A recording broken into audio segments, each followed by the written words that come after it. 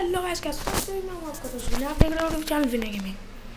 आज मैं बात करने वाला हूँ आपके सुपर चैट के ऊपर, जो आप यूट्यूबर लोगों को सुपर चैट देते हैं इतना सारा। तो आप दो सुपर चैट भाई, आप सुपर चैट दो, मना नहीं है। 80 रुपये 40 रुपये दो, ठीक है, 100 रुपये तक दो। लेकिन गाइस इतना मत दो यार कि 10,000 रुपये दे रहे हो। मैं भी अभी छोटा यूट्यूबर हूँ। अगर आप इतना भाई गरीबों को दोगे ना तो बहुत फ़ायदा होगा आपको पुण्य मिलेगा गाइस। तो आप गरीबों को दो। अब 10,000 5 मैं बहुत लोगों की यूट्यूबरों की लाइव स्ट्रीम देखता हूँ। तो आप लोग 10,000 5,000 रुपये की सुपर चैट देते हो उन्हें, तो उसमें आपको कोई फ़ायदा नहीं हो रहा, ठीक है।